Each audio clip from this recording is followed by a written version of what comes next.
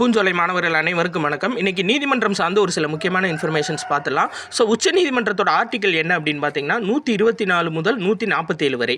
அப்போது 24 மணி நேரமும் தீர்ப்பு கொடுப்பாங்க அப்படின்னு சொல்லி ஞாபகம் வச்சுக்கோங்க. ஸோ 124 டு 147 2019 கணக்கெடுப்பின்படி மொத்தம் உச்சநீதிமன்ற தலைமை நீதிபதி உட்பட 34 நீதிபதிகள் உச்சநீதிமன்றத்தில் இருக்காங்க 2019 கணக்கெடுப்பின்படி. அடுத்து பாருங்கள், கொலிஜியம் அப்படின்னு சொல்லிட்டு ஒரு அமைப்பு இருப்பாங்க. அடிக்கடி நியூஸ் பேப்பரில் கேட்பீங்க. உச்சநீதிமன்ற நீதிபதியை இந்த கொலிஜியம் அப்படின்ற அமைப்பு தான் தேர்ந்தெடுப்பாங்க. இந்த கொலிஜியம் அப்படின்ற அமைப்பில் யார் இருப்பாங்க அப்படின்னா தலைமை நீதிபதி இருப்பார். அதுக்கப்புறம் அவருக்கு கீழே 4 மூத்த நீதிபதிகள் இருப்பாங்க. இவங்க தான் என்ன பண்ணுவாங்கன்னா புதிய உச்சநீதிமன்ற நீதிபதியை நியமனம் செய்வாங்க.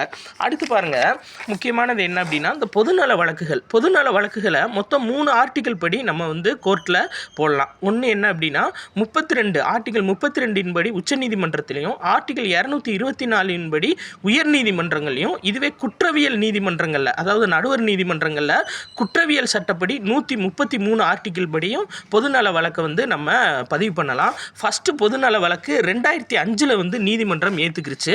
அந்த பொதுநல வழக்கு என்ன அப்படின்னா அதாவது பொதுநலனுக்கான சமூகம் எதிர் இந்திய அரசு, சரியா, common cause society versus union of India. So முதல் பொதுநல வழக்கு எதை பற்றி தீர்ப்பு கொடுத்துருப்பாங்க அப்படின்னா சாலை விபத்துகள் அதிகமாக இருக்கும், ஸோ அதை கருத்தில் கொண்டு சாலை விபத்து பாதுகாப்பு சட்டங்களை இயற்றுங்க அப்படின்னு சொல்லி முதல் பொதுநல வழக்கு 2005 தீர்ப்பு கொடுக்கப்பட்டிருக்கும். அடுத்து பாருங்கள், முக்கியமான ஒரு பொதுநல வழக்கு என்ன அப்படின்னா அங்கம்மல் பாண்டே எதிர் உத்தரப்பிரதேச மாநில அரசு.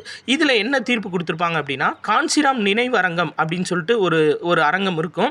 அது பக்கத்தில் கட்டுமான பணிகள் நடைபெற்று இருக்கும். அதை குறிப்பிட்ட காலத்துக்கு தடை செஞ்சுருப்பாங்க. அதுதான் அங்கம்மல் பாண்டே எதிர் உத்தரப்பிரதேச மாநில வழக்கு. இது எதில் இருக்குது அப்படின்னா 12th பாலிட்டியில் இந்திய நீதித்துறை அப்படின்ற லெசனில் 4வது லெசனில் இருக்குது. நன்றி.